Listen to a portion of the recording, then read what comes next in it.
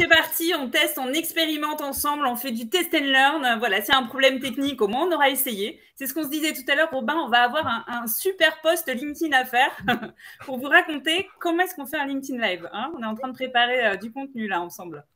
C'est ça, c'est ça. Et on se disait qu'il fallait y aller tête baissée et pas avoir peur de faire des erreurs. Voilà, donc vous nous serez gré si jamais ça se passe, de ne pas trop nous en vouloir. En tout cas, on va parler LinkedIn aujourd'hui et surtout, on va partager une nouvelle masterclass. On a changé de crèmerie, mais on n'a pas changé sur la qualité des invités.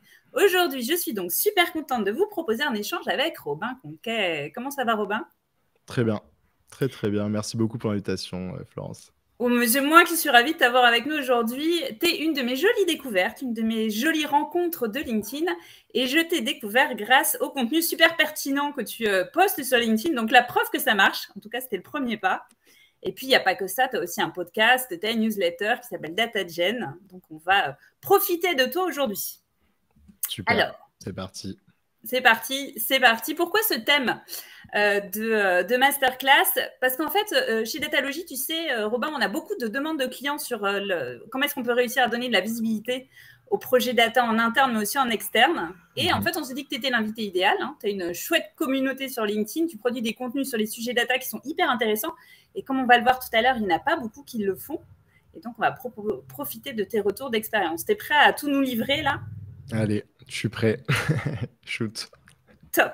Alors, si vous êtes en live avec nous en ce moment même, n'hésitez pas à nous noter toutes vos questions dans le chat. Hein. On fera le max pour y répondre en direct dans le live, soit par mail dans les jours à venir. D'ailleurs, on est curieux. Pourquoi est-ce que vous pensez que donner de la visibilité à vos projets data, c'est important pour vous? C'est quoi l'objectif que vous avez derrière? N'hésitez pas à nous mettre tous vos petits messages dans le chat. On vous écoute, on vous lit. Et en attendant d'avoir ces petits commentaires, je te propose qu'on revienne à toi, Robin. Je disais en débutant que tu avais une jolie communauté sur LinkedIn, mais pas que. Est-ce que tu peux nous donner quelques métriques? C'est quoi que tu suis, toi, d'ailleurs, comme métrique? Ce sera l'occasion de me connaître à cette data. Alors, sur LinkedIn, effectivement, je regarde bien sûr le nombre d'abonnés. Là, actuellement, j'ai passé les 11 000 abonnés récemment. Pas mal. Donc voilà, sachant que ça marque un peu un joli milestone. Ça fait à peu près 1 an que je me suis lancé à temps plein sur mon projet de média, dont je te dirai peut-être un peu plus après. LinkedIn étant le canal que j'utilise pour le faire connaître et pour faire connaître mes contenus. Et donc, je m'y suis mis, on va dire, à fond depuis environ 1 an. Donc voilà, plutôt content de ce côté-là. Et sinon, effectivement, tu parlais aussi du podcast. Donc le podcast, c'est un format interview où j'interviewe des leaders data sur un format audio et plus récemment vidéo, mais surtout audio à l'origine. Et là-dessus, j'ai réalisé une 50aine d'épisodes qui font environ une demi-heure. Et la métrique que je suis, ça va être le nombre d'écoutes mensuelles au global, où là, j'ai passé les 7000 écoutes mensuelles, ou le nombre d'auditeurs uniques qui là permet de voir effectivement aussi les gens qui écoutent le podcast. Et donc là, j'ai passé les 4000 auditeurs uniques mensuels. Et tu parles également de la newsletter où là, j'approche les 1200 abonnés.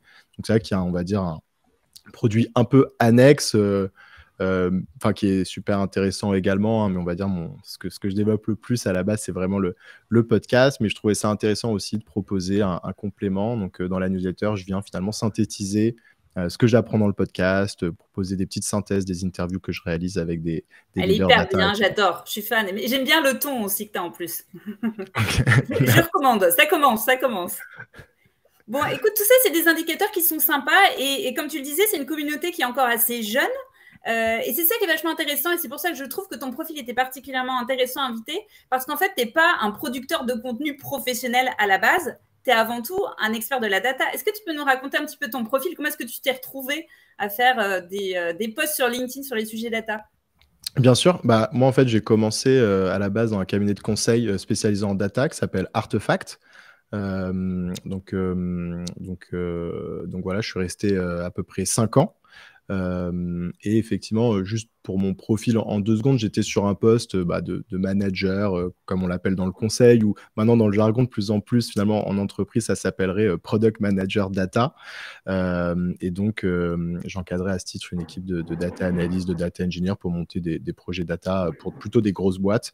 Et en fait, il y a 2 ans, j'ai voulu me lancer sur un side project, avoir quelque chose à côté. J'avais envie, on va dire, un peu de m'ouvrir les chakras. De vos airs frais un petit peu. C'est ça. Et j'étais particulièrement curieux de découvrir ce qui se passait dans l'écosystème plutôt start-up, des boîtes qu'on appelle souvent digital native, ou que j'appelle moi parfois un peu nos GAFA à nous. Donc, c'est des boîtes comme notamment Doctolib, voilà, Crypto, Blablacar, voilà, des boîtes qui sont digitales depuis le début et qui, du coup, on va dire, ont peut-être un peu plus de facilité parce qu'elles embarquent moins d'historique, etc. Et donc, j'étais curieux de savoir si elles étaient plus avancées, moins avancées. Enfin, vraiment, j'en avais aucune idée. Parce que finalement, à l'époque, en tout cas, on regardait surtout les boîtes américaines pour l'inspiration côté data. Et donc, c'est un peu comme ça que m'est venue l'idée de lancer le podcast et d'aller interviewer donc, les leaders data de ces boîtes-là. Voilà ce que j'ai fait. Et il y a à peu près 1 an, finalement, j'ai vu que justement, tu parlais d'indicateurs, que les chiffres étaient plutôt en hausse, que ça marchait bien, et je me suis développé la conviction que je pouvais en faire un projet à temps plein, notamment en venant le monétiser par le sponsoring, ou demain aussi en l'utilisant pour venir proposer peut-être d'autres services. Donc voilà, pour l'instant, l'idée, c'est plutôt de le développer sous la forme d'un média traditionnel, quoi, avec des partenariats. Et donc voilà, peut-être pour refaire le lien avec LinkedIn, juste, effectivement, le podcast, c'est pas un média, comment dire, c'est pas du contenu qui se trouve facilement. Enfin, donc en fait, en général, quand on veut développer un podcast, il faut forcément le coupler avec un canal de diffusion un peu plus, voilà, un réseau social. Moi, j'ai choisi LinkedIn, qui semblait être assez évident par rapport au contenu que je propose. Plutôt, hein, ouais. Et ouais, c'est intéressant ce que tu disais. D'abord aussi, ce que tu disais sur ce côté curiosité. Au départ, si tu as eu envie de produire du contenu, c'est parce que toi, tu te posais des questions et c'est comme ça que tu as commencé à faire des interviews. Et pour le petit clin d'œil, c'est exactement la même histoire pour moi aussi avec le club Datalogie. Je me suis moins posé des questions. Je me suis dit, moi, je vais aller les poser à des personnes, autant en faire profiter d'autres, en fait. Hein. Il y a vraiment ce côté point de départ, souvent, qui est vraiment un intérêt personnel ou une curiosité personnelle pour le sujet. Exactement. Comme je le dis, en fait, c'est au début... Enfin, moi, j'aimais beaucoup ce que je faisais. Hein. Je trouvais que les enjeux dans le data dans les grosses boîtes étaient passionnants. Mais quand on voulait regarder un peu voilà, des boîtes qui étaient, je sais pas, sur des volumes de données, qui avaient des enjeux digitaux plus poussés, on allait tout de suite regarder des boîtes américaines, mais parfois elles étaient en fait un peu trop loin en termes de maturité, c'est-à-dire que c'était presque pas toujours comparable. Et donc, un moment, je me suis dit, voilà, qu'est-ce qui se passe dans une boîte comme Blablacar, etc. Alors, peut-être que j'étais pas assez documenté, mais à l'époque, je trouvais que finalement, elles n'étaient pas assez mises en avant en termes de qualité de ce qui se faisait en data. Et en allant parler avec quelques leaders data, c'est vrai que je me suis dit, mais en fait, c'est vachement intéressant. Encore une fois, il faut prendre ce qui est bon à prendre, surtout quand on arrive avec entre guillemets, avec des enjeux de grosses boîtes. Enfin, nous, tout n'est pas réplicable, les enjeux ne sont pas les mêmes. Mais voilà, c'est des contextes qui sont un peu plus petits, c'est plus facile à analyser, il y a moins de contraintes. Donc, en fait, on peut peut-être plus facilement clarifier leur stratégie data, ce que j'essaie de faire tant bien que mal. Et donc, après, on peut en tirer des enseignements. Inspiré du fait voilà. pour d'autres entreprises. Et aujourd'hui, alors, cette communauté qui te suit, elle ressemble à quoi? C'est quoi les profils? Tu as un petit peu d'infos là-dessus? Oui, principalement grâce à la newsletter, où je peux voir aussi sur LinkedIn. Aujourd'hui, j'ai quand même, on va dire, quasiment 90% des gens qui consomment mon contenu, peu importe le canal, qui sont des professionnels de la data. Je l'appelle des professionnels, c'est des gens qui travaillent à temps plein sur un job vraiment data, hein, mais ça peut aller de chef de projet, de leader data, à des profils plus techniques comme des data engineers. J'étais assez étonné, j'en ai pas mal, presque 30% finalement aussi qui suivent mon contenu et qui en fait, donc je pense, pour en avoir parlé avec certains, c'est du contenu, parce que moi je fais du contenu qui est finalement peu technique, mais ça vient compléter, je suppose, les articles médiums de pointe hyper poussés, où là on est plutôt voilà, sur des sujets un peu plus organisationnels ou stratégiques. Et après, peut-être du coup, en termes de seniorité, je vais avoir environ 30% de profils que j'appelle leader data, au sens où à minima, ils vont gérer une équipe. Voilà, pour donner un peu un ordre d'idée. Super. Ouais. Alors, notre sujet du jour, c'est la visibilité des projets data sur LinkedIn. Selon toi, alors on voit, il commence à y avoir des commentaires dans le chat. Pourquoi est-ce que les entreprises, elles ont intérêt à investir sur ces sujets? Alors, côté entreprise, effectivement, Bien entendu, il y a un sujet de marque employeur. Donc moi, je le vois aussi finalement dans le contenu que je crée avec des leaders data, hein, ce qui va les intéresser, enfin, au-delà de potentiellement un angle plus individuel, c'est le sujet de la marque employeur. Il y a toujours encore, même aujourd'hui, une tension sur le marché pour le recrutement de profils data. Donc, c'est important de venir mettre en avant ces projets. Donner envie à des talents de rejoindre la team. Carrément. Carrément.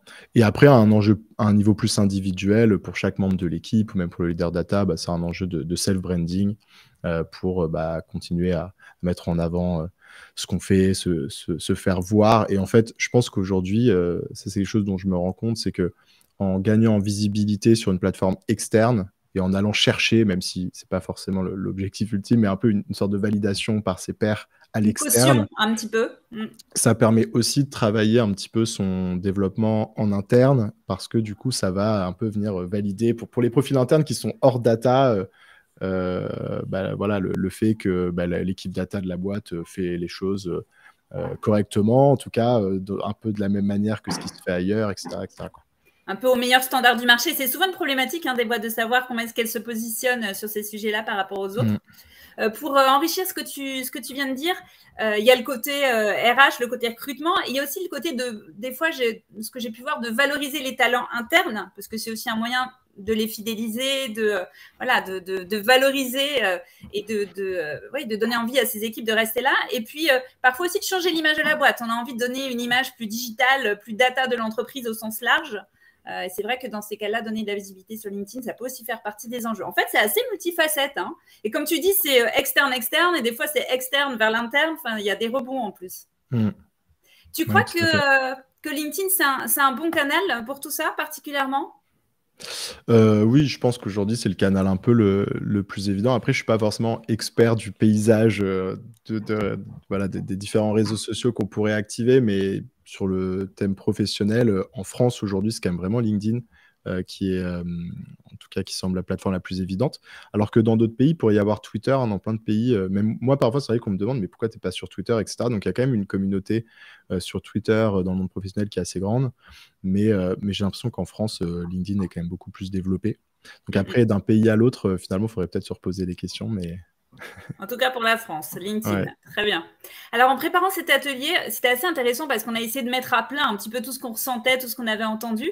Et on s'est rendu compte qu'il y avait un peu plusieurs scénarios possibles pour donner de la visibilité sur LinkedIn au projet data d'une entreprise. Est-ce que tu veux tirer un petit peu le fil ? Ouais, en y réfléchissant, ce que je me suis dit, c'est qu'effectivement, ça dépendait un petit peu d'où venait l'objectif. Parce que bon, il y a toujours un objectif dans le fait de se mettre à faire du contenu, par exemple sur LinkedIn ou du contenu de manière générale. Et donc, soit finalement, il y a un objectif qui peut être plutôt individuel. Et donc là, ça va dépendre aussi, la matérialisation que ça va prendre, ça va dépendre un petit peu du niveau de seniorité. Donc, si on est sur le leader data qui, pour un objectif individuel, a envie de créer du contenu, soit ça va être pour un objectif individuel tout simplement parce que ça fait partie un peu de sa responsabilité de recruter. Et donc, il va faire du contenu pour se faciliter la vie dans ses recrutements futurs parce que voilà, tout le monde a envie de travailler pour quelqu'un qui, entre guillemets, est inspirant. Alors, bon, on peut être inspirant sans faire du contenu sur LinkedIn, mais voilà, ça peut y concourir. Et après, il peut aussi y avoir l'objectif pour le leader data individuel, mais plus en termes de carrière, de self-branding, parce que peut-être que voilà, ça facilitera le fait de partir sur un job, de se faire voir en fait pour se faire proposer des opportunités, etc. Et ensuite, il y a l'objectif plutôt d'entreprise, où là, ça peut venir de l'entreprise. On le voit de plus en plus. J'ai l'impression que les entreprises lancent ce type d'initiative, d'objectiver d'une certaine manière, ou en tout cas d'essayer de pousser les collaborateurs à créer du contenu. Et là, encore une fois, on est dans un objectif un peu double, mais l'objectif premier, c'est quand même la marque employeur qui vient de l'entreprise. Mais je pense que ça peut aussi bénéficier les gens qui vont participer à ce type de programme pour leur carrière de manière générale, de développer leur self-branding et d'avoir plus de visibilité, quoi. Ouais. Pour enrichir ce que tu viens de dire, c'est vrai que nous, on a pas mal de demandes là-dessus, sur ce côté équipe. en fait, identifier des experts data à droite, à gauche, leur donner le pouvoir de mieux maîtriser LinkedIn pour réussir à pousser et à développer, donner de la visibilité. D'autant plus que le côté escadron, le côté équipe, le fait d'être plusieurs et de se reposter, de liker, de commenter, etc., ça plaît bien à LinkedIn. Donc, c'est vrai que ça peut avoir un côté fédérateur à la fois en interne, à la fois vers l'externe, et puis en plus, ça répond bien aux contraintes et à l'algorithme de LinkedIn. Il y a un petit mix, je trouve, qui est assez intéressant pour le côté équipe. Je ne sais pas ce que tu en penses, mais... Si, clairement, parce que en fait, dans les bonnes pratiques, lorsqu'on essaye de se développer une visibilité sur LinkedIn, il y a un des éléments qu'on revoit souvent, qui est conseillé par plein de personnes qui sont bien meilleures que moi sur ce sujet, c'est de se trouver un peu on peut l'appeler comme on veut, mais de se retrouver un clan ou une squad, ou de se trouver des amis sur LinkedIn pour finalement commencer à échanger. Est-ce qu'on est amis, Robin? Bah oui, on est amis. Mais par amis, ça veut dire c'est vrai, hein, c'est ça. Exactement. On se soutient quelque part dans la démarche, en fait. Tout à fait, tout à fait. Et puis après, ça peut être... voilà, il faut que ça se fasse aussi un peu naturellement. C'est-à-dire que le contenu est pertinent et finalement, naturellement, on a des commentaires qui nous viennent. Alors, on le fait aussi parce qu'on accroche avec la personne. Enfin, ça peut venir de plein de raisons. Et donc, ça peut être liké, commenté, tout simplement être dans l'interaction, mais publiquement. Et ça, effectivement, LinkedIn va l'apprécier. Et donc, si on est plusieurs à le faire, alors, il ne faut pas que ça devienne automatique et le faire... Enfin, voilà, il ne faut pas le faire pour les mauvaises raisons. Il faut que ça reste un peu naturel. Pas secouer la chose. Mais voilà, si un groupe commence à créer du contenu sur la même thématique, se connaît, en fait, ça va être naturel parce qu'ils vont peut-être interagir, ils vont se poser des questions pertinentes, etc. etc. Il y avait, et ça on en parlera un petit peu plus tard, il y a aussi le fait que ça demande quand même un petit peu un effort d'aller produire du contenu. Et c'est vrai que le fait aussi d'être en collectif, ça permet aussi de se motiver, de garder le rythme. Enfin, il y a un accompagnement qui aide un petit peu dans le temps, parce que c'est la régularité aussi qui donne la visibilité sur LinkedIn. Donc, c'est clair. Faut pas lâcher l'affaire en fait tout de suite. Hein. Non, c'est clair. Et là-dessus, alors moi, j'ai pas forcément, vu que je suis un peu tout seul, en tout cas à date, dans mon aventure, en tout cas d'un point de vue juridique. On est là, regarde, on est tous là avec toi. C'est ce que j'allais dire. Mais en revanche, je trouve que le fait que maintenant je me sois mis à créer du contenu sur LinkedIn, je suis pas mal de gens qui créent aussi beaucoup du contenu, enfin que ce soit toi ou d'autres. Et c'est vrai qu'après, alors c'est pas du tout sur un axe de compétition, hein, mais le fait de voir que d'autres personnes sont rigoureux, sont constants, c'est ça motive. On se dit, ok, bon, cette semaine, j'ai pas réussi à trouver l'énergie de faire ce que j'avais prévu de faire, bah, la semaine prochaine, je m'y remets et on y va à fond, etc. quoi. Et puis, ça inspire aussi, d'ailleurs. Tu vois des posts chez les uns, chez les autres qui marchent super bien avec un type de formulation, un angle qui est chouette et sans être c'est pas de la copie, mais en tout cas, ça t'inspire et ça donne aussi des idées pour rebondir qui sont hyper intéressantes. C'est clair. Ah ouais, ça, c'est clair. Il ne faut pas du tout hésiter. Alors, effectivement, pas être dans la copie conforme, mais il ne faut pas hésiter quand même à copier ce qui marche, mais au sens reprendre, voilà, à copier une type d'accroche. On dit ça, je peux le réutiliser plutôt côté data, ou ça marche pour un projet, je vais l'utiliser pour mon projet, ou ça marche, ou reprendre les templates. Ça, on en parlera juste après. Moi, j'ai beaucoup fait, j'ai analysé beaucoup de créateurs de contenu. Je pense que c'est normal. Et encore aujourd'hui, je le fais. J'analyse leur template, leur post pour m'en inspirer. Ouais, moi, quand je vois une mécanique qui marche bien, on la reprend, mais à chaque fois, j'essaie toujours d'être vigilante. On tag la personne et on la remercie, en fait. On cite l'inspiration, en fait. On dit d'où vient l'inspiration. Je trouve qu'à partir du moment où on cite, ça n'est que valorisant pour la personne et puis ça continue à faire parler d'elle et faire parler un petit peu de l'angle qu'elle a pu imaginer. Donc, ça n'est que valorisant, en fait. Mais par contre, c'est vrai qu'il ne faut pas oublier de la citer. Je trouve que oui. On renvoie l'ascenseur. Bah, si on va très loin dans la copie, oui. Si c'est plus fin, après, bon, faut voir. Mais je suis d'accord. Ça marche. Bon, après tout ça, je te propose qu'on passe maintenant au conseil pratique. Est-ce que tu es d'accord? On en profite? C'est parti. On tasse sous la main. Alors, de ce que tu vois aujourd'hui, c'était la première question que j'avais trop envie de te poser. Je suis sûre que vous êtes nombreux aussi à avoir très envie de lui poser. C'est quoi les sujets autour de la data qui fonctionnent bien sur LinkedIn ou sur lesquels tu as pu identifier des besoins? Alors là-dessus, moi je vois un peu deux grands niveaux en fait de typologie de contenu sur la data qui marche. Enfin, en tout cas, de ce que je vois, hein, je pense on peut aller plus loin. Le premier en fait, c'est d'identifier tous les sujets qui sont sur le chemin critique d'un département data. Et donc pour moi, tous ces sujets-là sont pertinents pour une équipe data qui va être à différents niveaux de maturité et donc pour les membres qui la composent. Donc, je donne un exemple. Ce qu'on va avoir sur le chemin critique d'un département data, c'est par exemple je sais pas, mettre en place les outils techniques, choisir la bonne organisation. Ça peut même intervenir plusieurs fois dans le cycle de vie.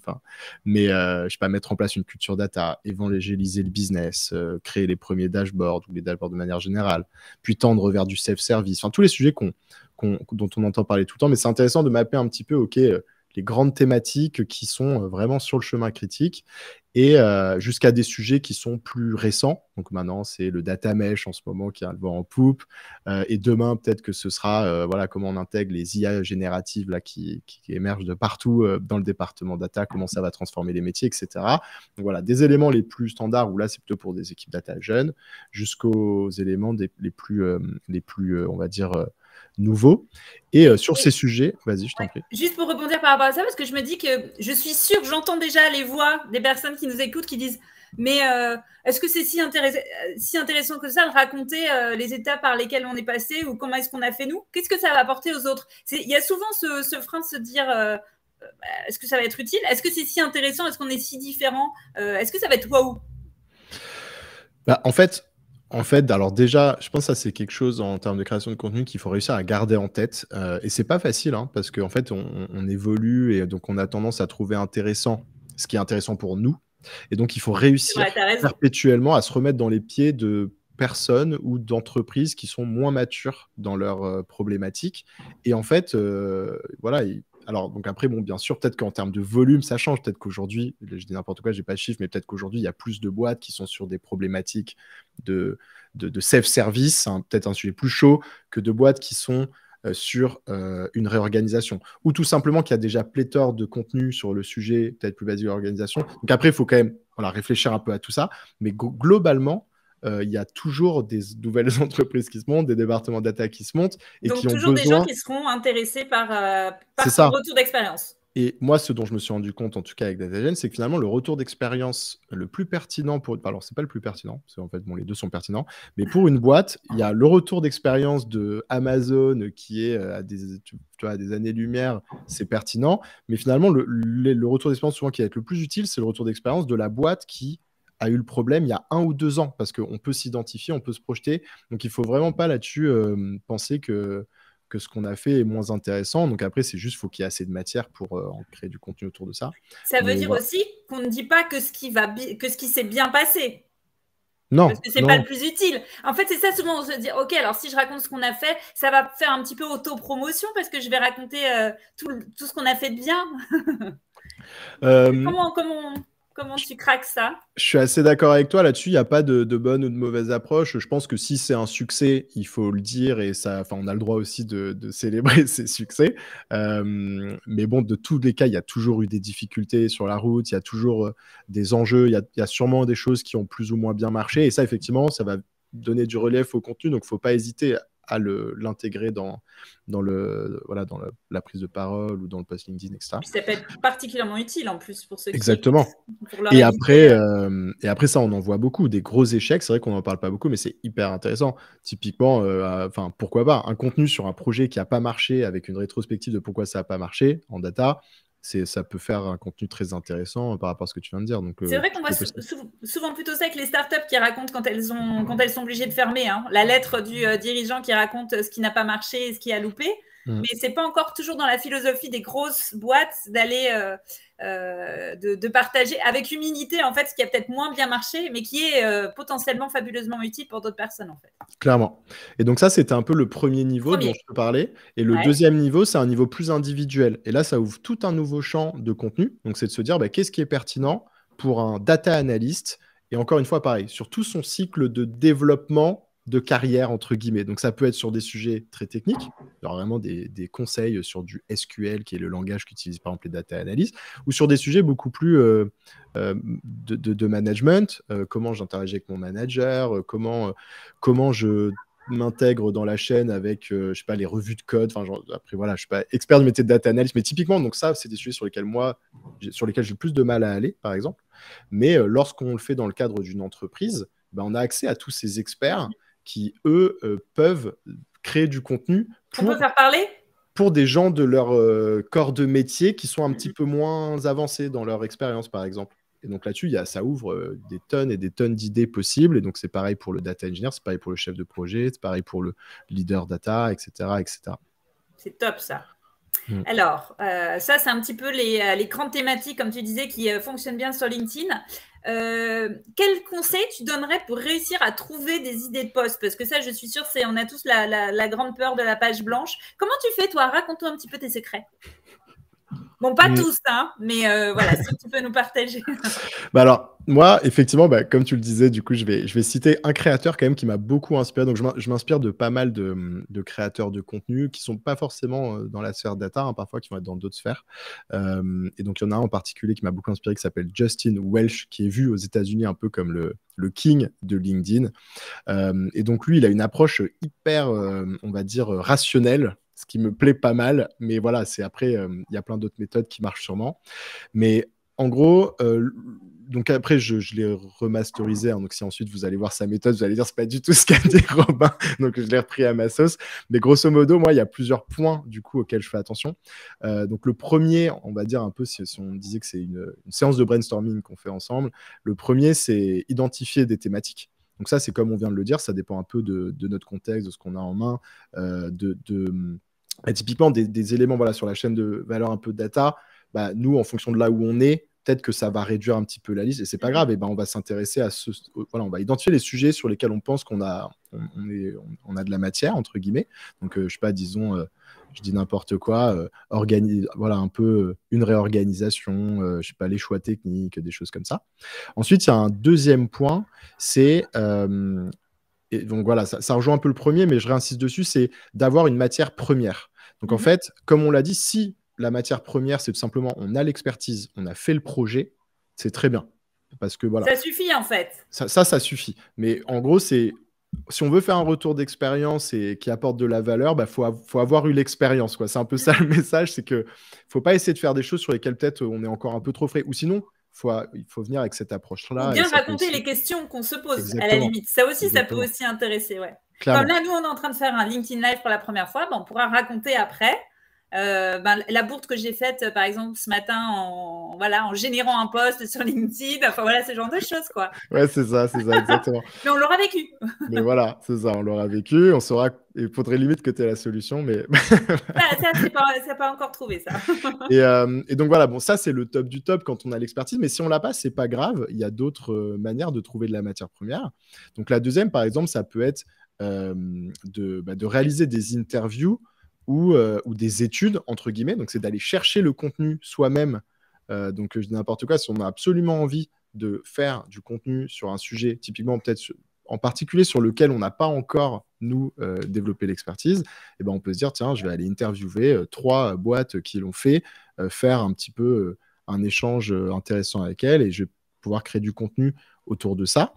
Donc typiquement, moi, c'est un petit peu ça ma source, c'est de faire des interviews dans le cadre du podcast. Et après, il y a un troisième élément, si on n'a pas envie de faire une interview, c'est d'aller chercher des sources qui existent déjà. Et donc là, ça peut être des articles, ça peut être des sources.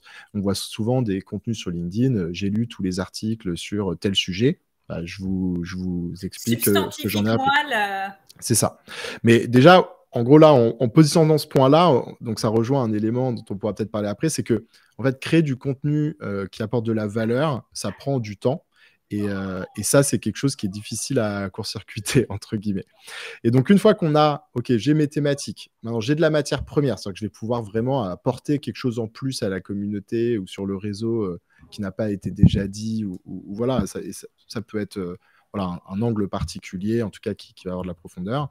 Ensuite, c'est bien identifier sa cible. Donc parfois, ça peut être évident avec le sujet, mais est-ce qu'on a envie de faire quelque chose pour des experts de pointe? Là, du coup, il faudra adapter le discours. Est-ce qu'on est plutôt on a envie d'évangéliser, ou on a envie d'intégrer peut-être des profils plus juniors ou des profils plus métiers? Donc là, il faut arriver avec une approche peut-être un peu différente. Donc, remettre un petit coup sur la cible pour bien identifier ça. Ça, c'est le troisième point.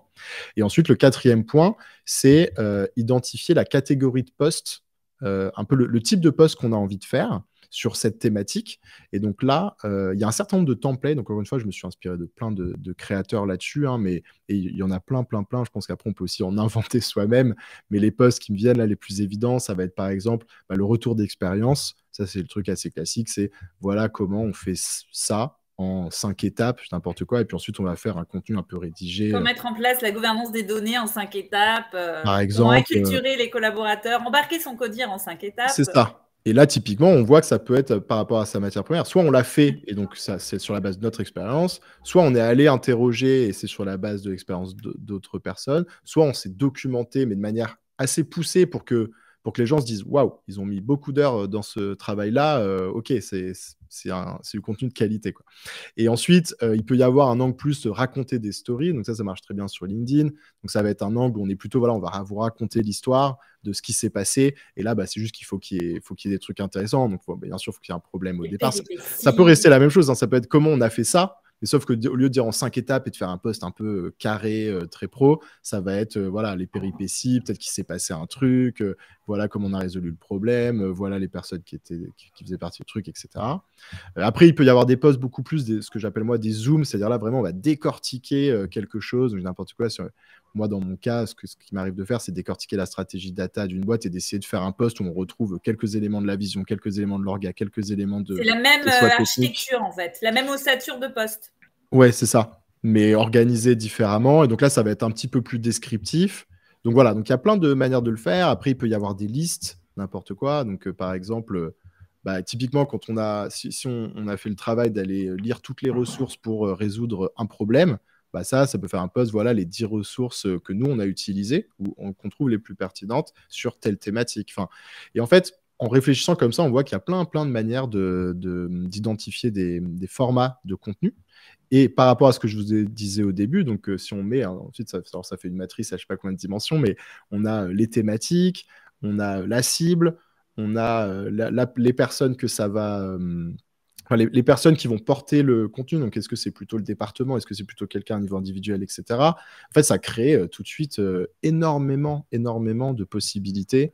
Et enfin... De combinaisons et tu tires un fil énorme. Et enfin, Ouais. Vas-y, je t'en prie. Non, je disais juste parce que je suis sûre qu'il y en a certains qui sont en train d'essayer de noter là, tout ce que tu dis. On fera un mémo de tout ça qu'on partagera. Donc voilà, c'est pour dire, n'hésitez pas plutôt à écouter Robin plutôt que de noter. On s'occupera de vous sortir justement. Ça aussi, ce sera un contenu. La substantifique moelle de notre échange. Tout à fait. On était sur les grandes catégories de postes. Et après, c'est ça. Et le dernier point, ensuite, c'est le format. Et donc, sur le format, typiquement, là, on parle beaucoup parce que c'était toujours le plus évident, mais de posts écrits. Donc là, on est sur un post écrit. Mais maintenant, et ça, les plateformes aiment bien aussi qu'on utilise leurs nouvelles fonctionnalités. Alors moi, je ne suis pas très bon pour ça. Je ne me mets pas toujours tout de suite sur les dernières fonctionnalités. Mais par exemple, LinkedIn, dernièrement, aimait bien le carrousel. Donc, on a eu plein de carousels émerger. Donc, typiquement, il y a des éléments qu'on peut faire sur un format carrousel. Quand on est sur une liste où les 5 étapes pour faire X, ça peut être un carrousel par étape. Enfin, après, on peut adapter. Ça peut être une vidéo. Parce que pareil, LinkedIn tend quand même de plus en plus, on a l'impression qu'il y a une trajectoire, alors c'est peut-être pas encore vérifié, mais qui part un peu vers la vidéo. Une vidéo où une personne de l'équipe va parler et juste dire ce qu'il a, comme si c'était un article, mais sous format vidéo. Donc là, après, il faut quelqu'un qui a envie de se plier à l'exercice. Mais sinon, ça peut être un format interview. Enfin voilà, après, on peut aussi se distinguer par le format. Et donc, encore une fois, on se retrouve avec une matrice et plein de possibilités, plein d'options. Et donc, ce qu'on vient de se faire là, ça peut clairement nourrir un atelier. Alors, si c'est un projet collectif qu'on fait avec l'équipe, où on vient se noter des post-it dans tous les sens et où on essaye de remplir la matrice. Plein d'idées. Et donc, l'idée, ça va être l'intersection des différents éléments dont on a parlé. Et ensuite, on va se constituer un backlog de contenu, un peu comme le ferait une équipe tech, où on va avoir voilà, contenu 1, contenu 2, etc., qu'on essaye de synthétiser sous le format d'un titre. Et puis ensuite, faut y aller, quoi. Après, allons-y. Et justement, alors on y va, mais on va y aller avec un petit filet parce qu'on va profiter de ton retour d'expérience. Justement, c'est quoi les erreurs selon toi qu'on peut essayer d'éviter? C'est quoi les boucles à éviter? Les éléments à éviter, alors, le premier élément qui me vient, si vraiment on est au tout début dans sa création de contenu sur LinkedIn, c'est de regarder trop les performances. Au début, il vaut mieux se concentrer sur... Tu veux dire les likes, le nombre de vues et tout ça? Exactement. Pourquoi c'est pas bon pour le moral? Les KPI. C'est un peu bizarre d'ailleurs pour quelqu'un qui se spécialise en data. T'es pas dans la data, toi? Mais non, en fait, au début, je pense qu'il vaut mieux se fixer un objectif, entre guillemets, de livrable, voilà, plutôt que de KPI. Essayer de s'y tenir. Et voilà, éventuellement faire un bilan au bout d'un moment. Donc, je dis n'importe quoi. Si on se dit, tiens, je vais essayer de faire un post par semaine pour un premier objectif, ou ça peut être un post toutes les 2 semaines, je ne sais pas, ça va dépendre. Eh bien, voilà, commencer par en faire quelques-uns. Déjà, en fait, on va s'améliorer rapidement. Peut-être qu'on on va prendre du feedback. Et donc, voilà, entre guillemets, de ne pas tirer un bilan trop vite parce que ça peut un peu Démoralisé ouais, au début. démoraliser. Ça peut finalement plus paralyser qu'autre chose. Donc, au début, il vaut mieux y aller un petit peu à fond et pas avoir peur des chiffres, etc. Puis, quelque part, on le fait aussi pour soi. C'est un peu ce que tu disais aussi, hein, parce que, par exemple, quand on va faire des interviews, ben, on apprend soi-même. Donc, de toute façon, c'est déjà gagné quelque part. Même si au départ, il n'y a pas tant de gens que ça qui suivent, en tout cas, soi-même, on a déjà profité de la démarche, qui est déjà pas mal. Enfin, en fait, il faut essayer d'y trouver un petit peu son compte sûr. quelque part. Bah, c'est sûr. Et puis après, il y a beaucoup d'éléments qui sont un peu ce qu'on appelle des vanity metrics. Donc après, il faut aussi savoir pour quel objectif on le fait. Donc voilà, est-ce que les likes, c'est important que ça donc, typiquement, c'est ce que tu me demandais quand on préparait l'interview, mais effectivement, parfois, tu fais pas trop de likes, mais tu vas avoir quelque chose d'autre qui va être particulièrement intéressant, quelqu'un qui va te contacter et tu vas dire, bah, voilà, je pensais que tu as gagné quelque chose. Oui, c'est ça. Voilà. Et tu vas avoir une opportunité ou juste une belle rencontre. Enfin, donc, mais ouais, le conseil, c'est y aller un peu, y aller un peu à fond. Ouais. Et je trouve ça intéressant aussi ton approche de livrable, comme tu dis, parce que ça veut dire que l'objectif, c'est un contenu. Bon, cool, il y a LinkedIn, mais finalement, il n'y a pas que LinkedIn. Et ce livrable qu'on produit, on peut à la limite l'utiliser autre part. On peut aussi envoyer un mail en interne. Vous avez un réseau social en interne de votre boîte, et ben, il peut aussi servir dedans. En fait j'aime bien le côté multibande, parce que du fait, même si sur LinkedIn, ben voilà, le post produit n'a pas forcément la valeur ou le retentissement attendu, ça peut servir autre part. C'est un super point. Alors, ça pourrait faire l'objet d'une autre masterclass. Alors, après, je ne sais pas si je suis la personne la plus pertinente, mais moi, c'est typiquement ma stratégie. Je fais beaucoup de réutilisation. Alors, j'essaie de le faire avec parcimonie pour pas non plus que ce soit trop redondant d'un canal à l'autre. Mais l'objectif, c'est que finalement, moi, typiquement, je vais réutiliser une interview pour en tirer quelque chose et en faire une newsletter, pour ensuite en retirer quelque chose et en faire un post LinkedIn. Une citation. Par exemple. Et donc voilà, en essayant à chaque fois de faire un contenu sur chaque plateforme qui va un peu se suffire à lui-même. Donc mon objectif, c'est que, bon, après, sur LinkedIn, ça dépend, mais l'idéal, ce serait presque que quelqu'un puisse me suivre sur LinkedIn sans me suivre sur le podcast, juste qu'il trouve intéressant de lire mes posts sur LinkedIn. Bon, parfois, je fais quand même un peu typiquement la promo du podcast, donc voilà, la personne, si elle lit que ce post-là et qu'elle lit pas le podcast, ça aura pas voilà, autant de valeur. Mais bon, après, voilà, faut trouver le bon équilibre, quoi. Très bien. Alors ça, c'était la première erreur à ne pas à éviter. Est-ce que tu en as d'autres? Ouais. Ensuite, la deuxième, la plus importante qui me vient, et ça rejoint le deuxième point qu'on a évoqué juste avant, c'est de pas lésiner l'étape de la source. En fait, et alors là-dessus, moi, c'est une conviction qui m'est propre et qui est typiquement mise en avant par le créateur dont je vous parlais, qui, pour info, est un Américain qui a maintenant, je ne vais pas dire de bêtises, mais il doit avoir 300 ou 400 000 followers sur LinkedIn. Donc, c'est une machine, le mec. Mais voilà, lui, il met beaucoup l'accent sur il faut vraiment essayer d'apporter de la valeur pour créer une communauté dans la durée ou pour créer de la visibilité dans la durée. Et donc, ça passe par avoir fait le travail en amont. Donc, si on veut créer du contenu principalement sur des éléments sur lesquels on a de l'expertise, là, ça marche. Mais il faut vraiment l'avoir fait. Voilà, c'est en mode, je vous explique, j'ai fait ça, je vous explique comment je l'ai fait, ou on a fait ça, on vous explique comment on a fait. Et ça, c'est très bien. Mais dès qu'on veut sortir de ça, voilà, il faut soit avoir, si on veut dire qu'on a, si on veut mettre en avant l'angle interview, il faut avoir fait les interviews, ou si on veut dire qu'on s'est documenté et qu'on a limite, qu'on est allé chercher tout le contenu qui existait sur un sujet, ou qu'en tout cas, on s'est documenté avec 10 articles, il faut avoir lu les 10 articles, il faut vraiment s'en être inspiré, parce que ça va se ressentir, en fait. On va sentir s'il y a eu un travail réalisé. C'est trop superficiel et la valeur ajoutée, elle est moins. Et je pense qu'aujourd'hui, il y a beaucoup de créateurs notamment spécialisés sur LinkedIn, donc des gens dont c'est le métier, qui apprennent aux gens à faire de la visibilité, entre guillemets, sur LinkedIn. Et moi, je l'ai vu le premier, qui recommande d'y aller à fond, tête baissée, en écrivant un post par jour.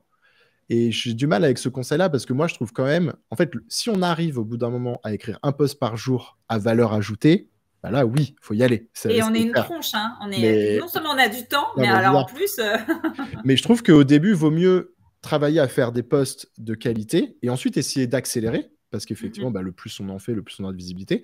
Mais si on part trop vite avec l'objectif en mettant celui-ci De en la priorité quantité. 1 de la quantité, mais plein de gens ne sont pas d'accord. Mais moi, j'ai du mal à voir par rapport à ce qu'on vient de se dire, hein. Donc, le fait que potentiellement, il faut qu'il y ait des interviews derrière, il faut qu'on ait lu. Il Non, y a, mais il je y a- suis d'accord avec il y a toi. des heures de Sinon, c'est un lecture. job en tant que tel. Dans ce cas-là, c'est que un média. On n'est pas, on C'est n'a ça. pas un job. Mais je vois pas comment on écrit un post Faire les par deux. jour from day one sans entraînement. Tu vois, Non. genre ça paraît impossible. Sinon, on va se retrouver, selon moi, à écrire des posts qui sont pas qualitatifs. Et donc, il y en a qui disent que c'est pas grave, qu'il faut y aller quand même. J'ai du mal à comprendre pourquoi. Mais bon, après, voilà.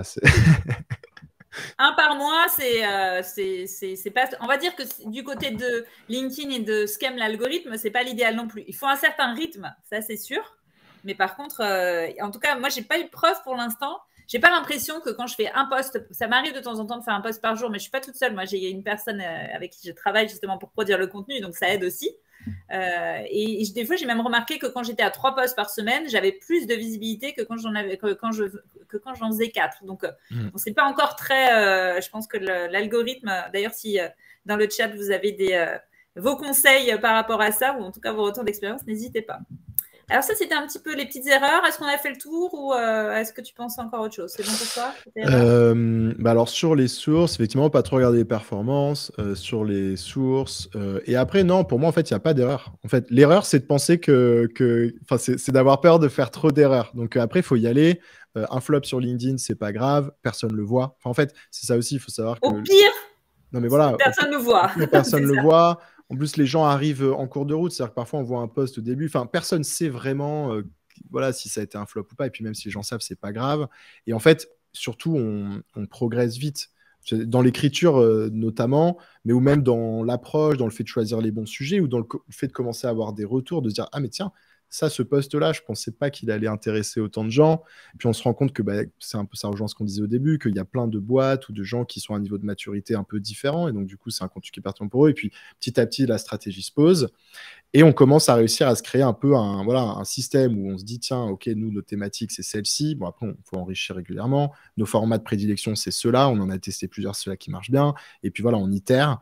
Et donc, si c'est un post par semaine, d'un post à l'autre, on va progresser. Et voilà. Très bien. Allez, on commence à écrire notre post. Selon toi, c'est quoi la checklist justement qu'il faut absolument vérifier quand on a fini d'écrire ce post pour s'assurer qu'il intègre bien toutes les bonnes pratiques? C'est quoi ta checklist, toi? Alors, encore une fois, je m'inspire de beaucoup de contenu qui a été créé sur le sujet, mais le premier élément, je me rends compte, c'est d'avoir une bonne accroche. Donc, c'est l'élément qui va être visible. Et là-dessus, moi, typiquement, la question que j'essaye... Alors, au début, je faisais attention parce que, comme tu disais, je ne suis pas marketeur de formation. Donc j'ai beaucoup de mal. Historiquement, j'avais vraiment du mal avec des contenus que je trouvais un petit peu trop... Enfin, je vais pas utiliser le terme, mais tu sais, genre, en gros, putaclic, quoi. J'utilise, parce qu'en vrai, il faut le dire. Non, mais... Et donc, j'avais du mal avec ça. Accrocheur, trop accrocheur. Et donc, je pense que, en fait, c'est jamais trop accrocheur. Le vrai problème, c'est quand c'est accrocheur et qu'il n'y a pas de valeur derrière. C'est vite derrière. C'est déceptif. Voilà. C'est à ça qu'il faut faire attention. Mais maintenant, voilà, j'ai un peu changé de perspective. En fait, pour avoir la visibilité sur LinkedIn, et moi, ça le premier, j'ai passé un moment, en fait, on scrolle.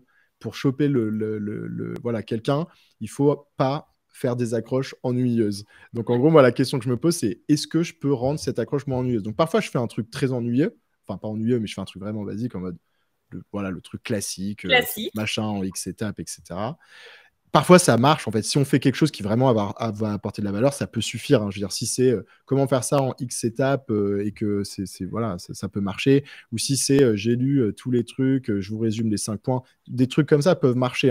Mais voilà, parfois, ça vaut le coup de se poser la question, est-ce que je peux trouver quelque chose de moins ennuyeux et qui soit un peu fun? Et en fait, tout de suite, on va aller chercher quand même beaucoup plus de personnes qui seraient passées à côté du post. Et donc, c'est presque dommage. En fait, c'est aussi presque un service qu'on rend en rendant le post plus visible, surtout si on lui apporte de la valeur, parce que finalement, il va avoir qu'une seule chance, ce post. Donc, autant lui donner Autant sa chance. se donner toutes les chances. C'est ça. Et ensuite, sur la partie plutôt post, donc là, je vais prendre l'exemple d'un post écrit, mais l'idée, c'est vraiment d'éviter d'avoir des phrases qui servent à rien. Donc, c'est être le plus, entre guillemets, le plus épuré possible, voilà, le plus concis possible. Si je peux retirer cette phrase, je la retire. Donc, en fait, travailler quand même pour que le post soit bien concis et éviter de partir sur des posts trop longs. Après, ça, encore une fois, je ne vais pas faire de généralité, parce que parfois, il y a des posts longs qui marchent. Donc, encore une fois, voilà, tout est possible. Mais de manière générale, même sur les posts longs, il faut éviter, du coup, comme ils sont déjà longs, de mettre des choses qui ne servent à rien. Donc, je sais pas, je donne Il faut des challenger exemples. un peu. Voilà, moi, c'est ça. Moi, ça m'arrive d'avoir des paragraphes, d'avoir mis des citations, puis finalement de nous dire, OK, cette citation, elle apporte rien. Et donc, dans l'enlève, et puis petit à petit, d'enlever pas mal de trucs, d'avoir un post plus court. Et en fait, voilà, c'est plus sharp, on prend un peu moins de temps aux gens. Enfin, ce qui marche, ça, c'est plutôt pour la plateforme, c'est une photo. Donc la plateforme pousse encore plus les posts à photo. Demain, ce sera peut-être vidéo, mais aujourd'hui, c'est photo. Et donc là, ça peut pas être difficile. Alors moi, au début, j'aurais jamais pensé mettre des selfies, des choses comme ça. Après, je trouve que ça se prête pas mal à ce que je fais, parce que comme je fais des interviews, je trouve ça rigolo de montrer que je rencontre les gens pour les interviews, et je trouve ça sympa. Typiquement, quand on est dans une entreprise, ça peut être des photos avec ses équipes et tout. Et puis même, moi, quand je vois des photos qui sortent un peu du lot, où je découvre, tiens, c'est l'équipe data de tel département, ils ont fait une photo un peu fun.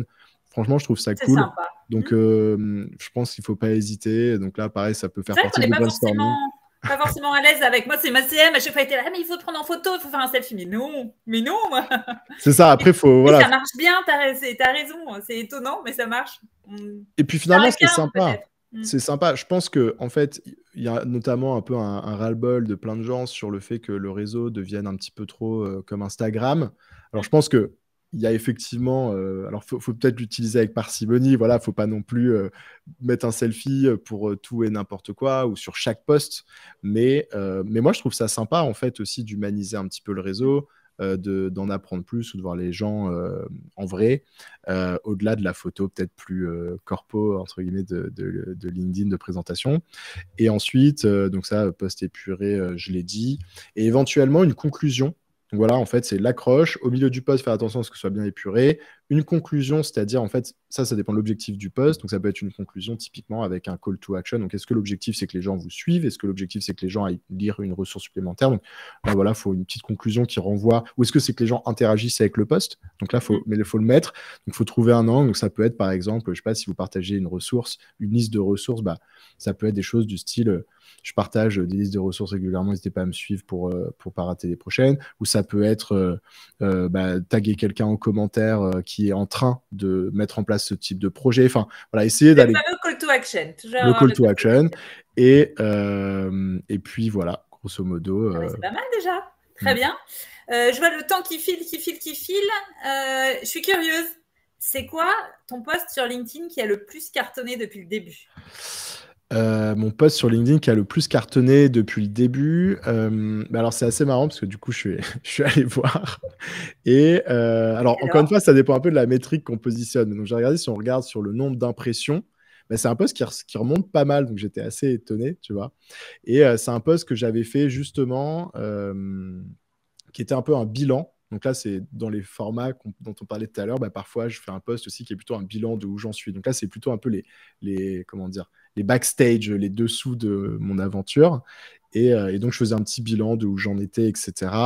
Mais typiquement, où là, j'avais fait l'accroche la plus putaclic que tu puisses imaginer, où j'avais dit, bon, j'arrête DataGen, j'arrête l'entrepreneuriat.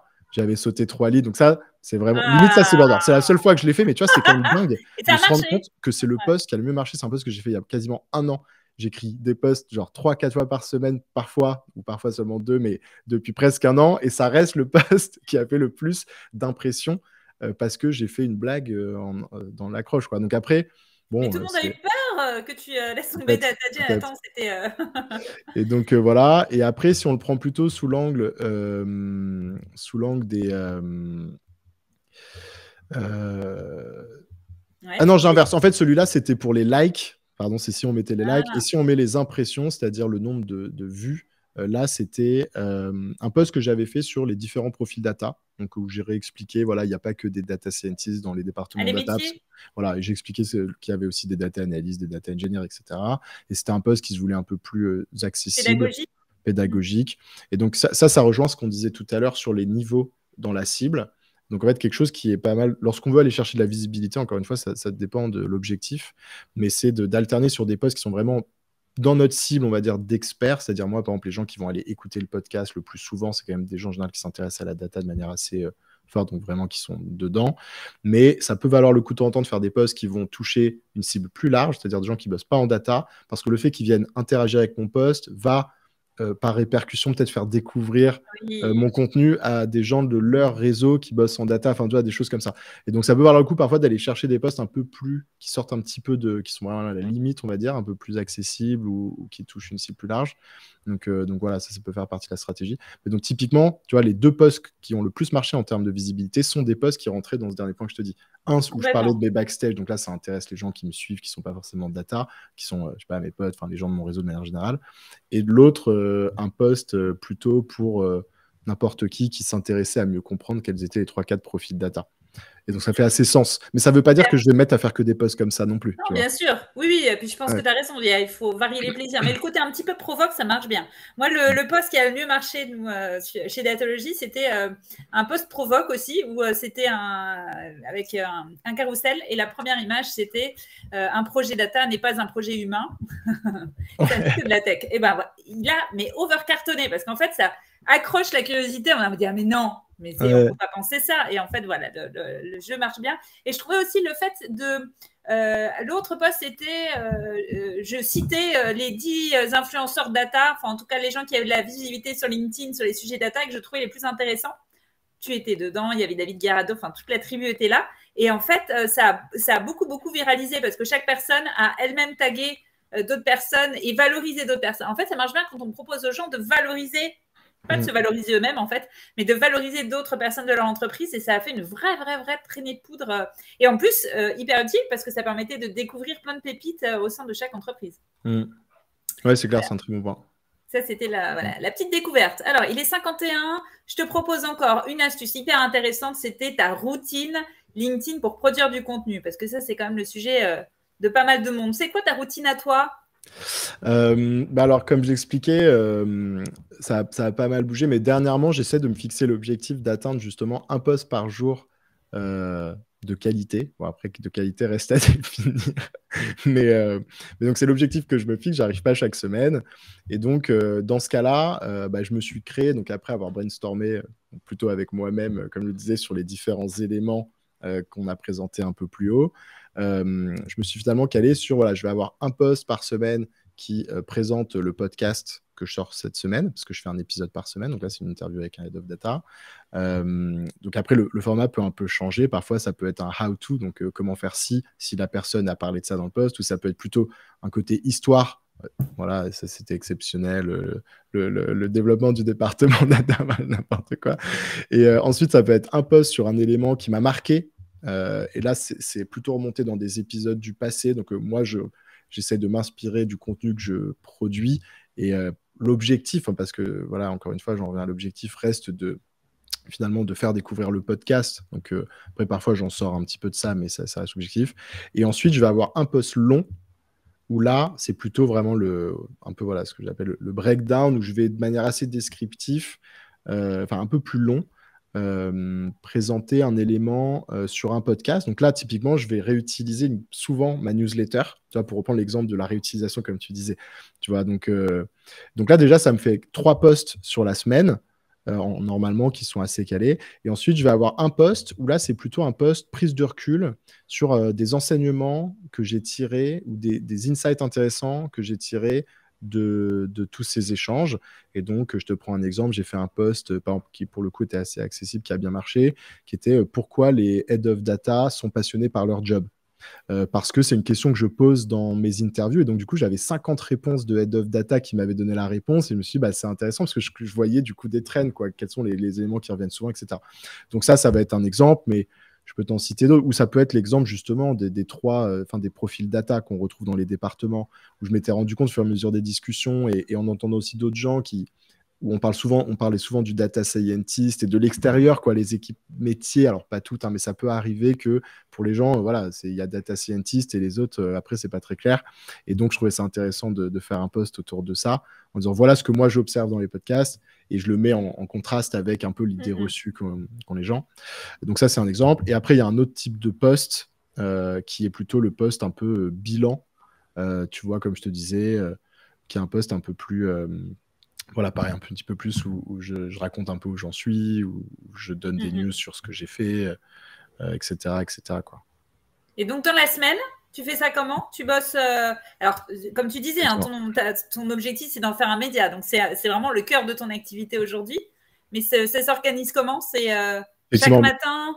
Bah alors, en gros, moi, il y a un matin, en général, le lundi, c'est là que j'essaye de mettre, on va dire, un gros coup sur cet aspect-là. Donc, c'est une journée que j'ai un peu banalisée à la créativité, c'est-à-dire que je ne prends pas de meeting le lundi pour avoir le temps, justement, de me concentrer sur ces éléments-là.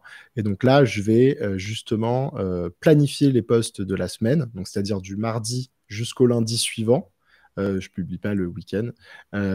Et ensuite, donc, je sais pas, et après, je vais commencer à en rédiger un maximum.